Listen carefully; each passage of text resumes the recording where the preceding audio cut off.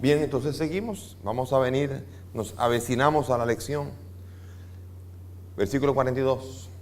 Llegó también una viuda pobre y echó 2 moneditas, o sea, 1/4 parte del haz. Aquí vino una mujer y dio lo que se llama, hay una monedita de cobre, la más pequeña, leptón, y dio 2 lepta, o sea, en griego, es plural, 2 lepta. Ese era el mínimo. ¿Sabían que había una cuota mínima para eso? Aquí la cuota mínima era 2 leptas. Nadie puede venir con 1 lepta, un leptón, sino con 2 leptas mínimo. Ese era el mínimo que se podía hacer. El que no podía pagar eso, que no viniera. Así era. Y esa vino, una viuda. ¿Qué es la viuda en la Biblia? En la Biblia la viuda es la desvalida, la que no tiene marido, la que no tiene, en esa época no trabajaba. Y si se murió el que trabajaba, no hay quien la mantenga, no tiene de qué vivir. Y esa mujer vino y cumplió la cuota y puso sus 2 moneditas, sus 2 leptas, y las colocó allí. Y entonces vino la enseñanza de Jesús. Versículo 43. Entonces, llamando a sus discípulos, les dijo: les digo en verdad que esta viuda pobre ha echado más que todos los que echan en el arca del tesoro, pues todos han echado de lo que les sobraba. Esta, en cambio, ha echado de lo que necesitaba, todo cuanto poseía, para todo lo que tenía para vivir. Ahora viene, esta es la interpretación. Cuando dice en verdad les digo, es algo que es una declaración solemne. Escuchen bien.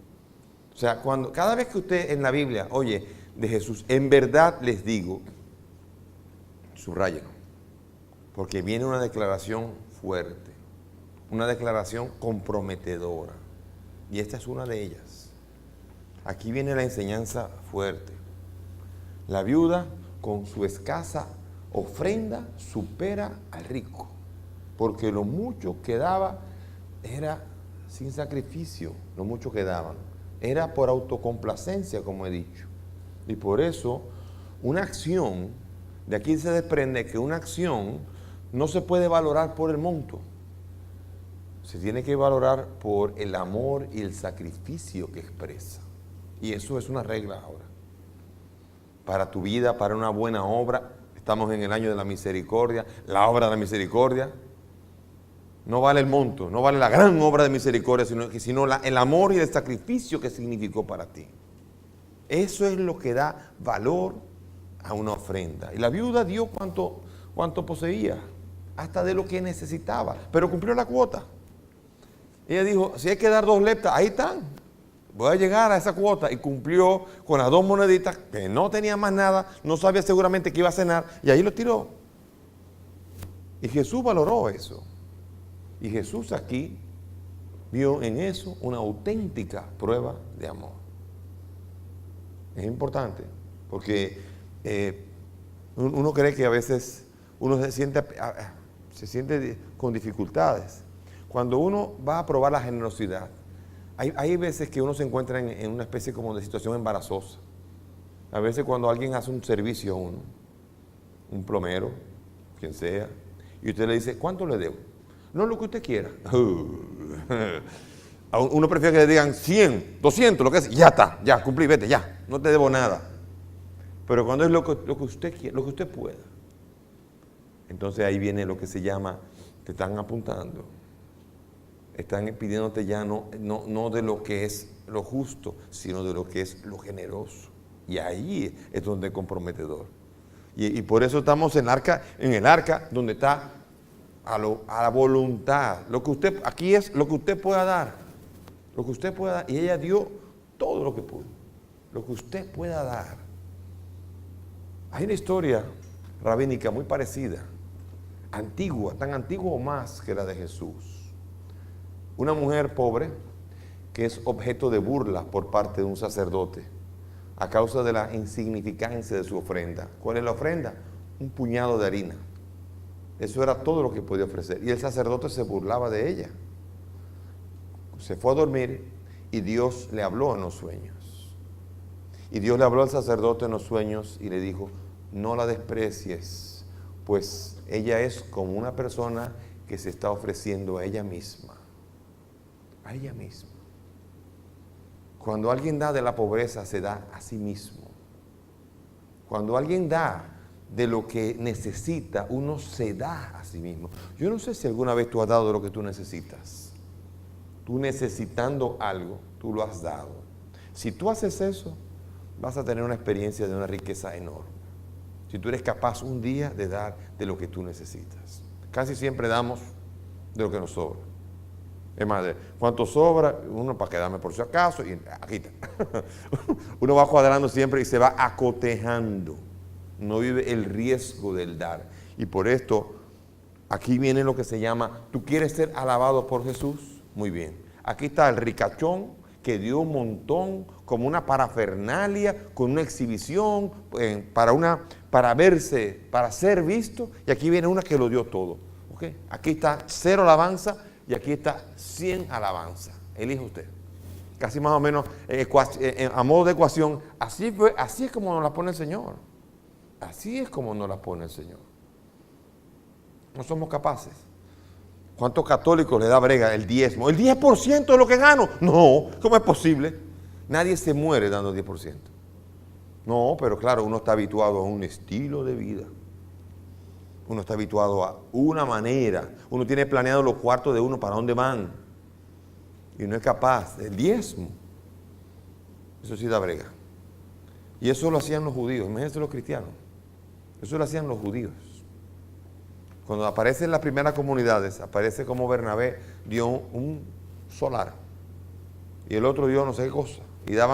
Y cuando hubo uno que quiso engañar a Dios, que dio una parte solamente, Ananías y Zafira, tuvo problemas. Así que aquí tenemos que revisar mucho nuestro cristianismo.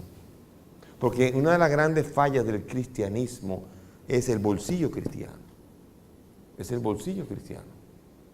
Que no ofrenda lo suficiente a la necesidad. No ofrenda lo suficiente a la necesidad de los pobres, de los que necesitan. No ofrenda lo necesario para el culto.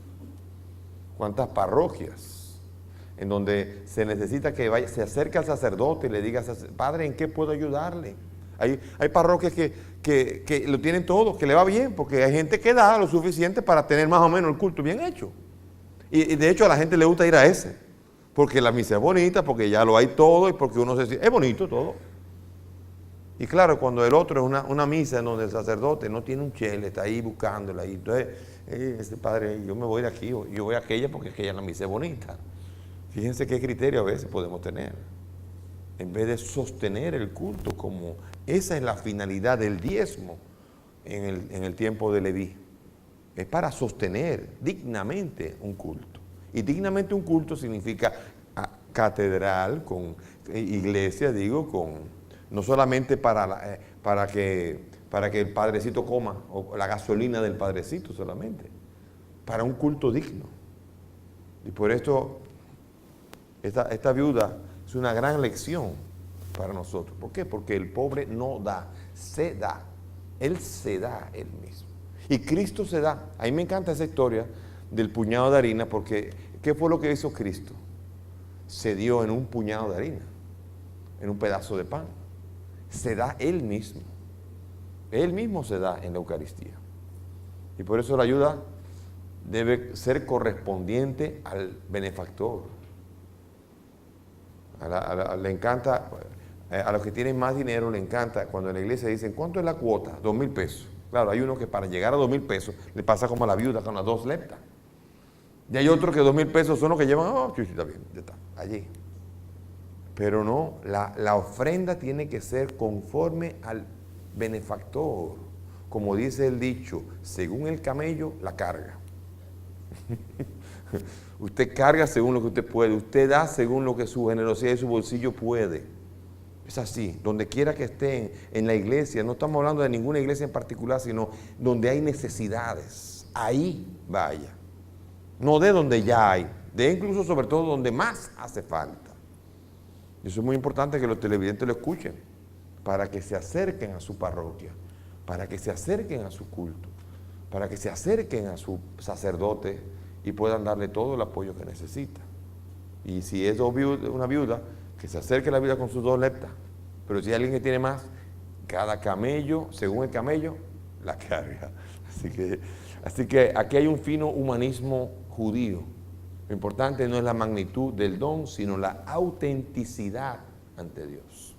Porque si no, estamos haciendo el mismo culto hipócrita del culto sinaítico, solo que convirtiéndolo en categorías cristianas, pero dejándole la misma carga de hipocresía. Aquí Jesús nos está diciendo que el valor de una ofrenda está en función de la autenticidad ante Dios con que yo la hago. Es fuerte. A nadie le gusta que le hablen de eso. Pero Jesús habla de esto.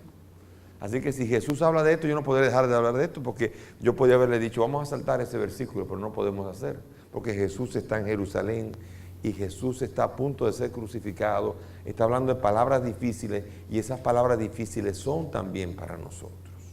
Marcos nos empaquetó esta palabra para que hoy también la escuchemos y hoy seamos interpelados si nos atrevemos por la palabra de Dios. Bien, y ahora vamos al capítulo 13. Capítulo 13, vamos a dar la introducción solamente aquí. ¿Se acuerdan que dije que es capítulo del 11 al 13? Ahora Jesús se regó. Ya acuérdense que cuando llegó a Jerusalén, derrumbó las mesas de los cambistas y llamó al templo una cueva de bandidos. Y de ahí comenzó las diversas enseñanzas y ahora Jesús hace así, se va. Dice 13:1. Al salir del templo, le dice uno de sus discípulos, Maestro, mira qué piedras y mira qué construcciones. Imagínense, Jesús que sale regado. Jesús que sale regado de la hipocresía y ahora viene uno y dice, mira, ahí va, ¡buah! Le enseña el templo. ¿Qué está viendo en el templo? Está viendo las hileras de piedras superpuestas. En el templo de Jerusalén habían piedras superpuestas, unas para arriba y unas para abajo, que simbolizaban una hermosa forma de olas en piedras gigantescas. Y cuando está allí, Jesús dice, ¿ves estas grandiosas construcciones? Pues te digo que no quedará piedra sobre piedra, que no sea derruida. Oiga eso. Miren qué manera de despedirse del templo, porque de ahí para adelante no vuelve a entrar más. De ahí para adelante vendrá la pasión. Viene un discurso que va a ser llamado el discurso escatológico, en donde va a decir lo que va a pasar en Jerusalén, lo que va a pasar en las persecuciones cristianas. Ese discurso es una gran advertencia, que sobre todo, si uno lo lee bien, se va a sorprender de la gran actualidad que tiene en el día de hoy ese discurso. Se llamará el discurso escatológico, que junto con el discurso de las parábolas son los 2 grandes discursos del Evangelio de Marcos. Ese lo veremos la semana que viene.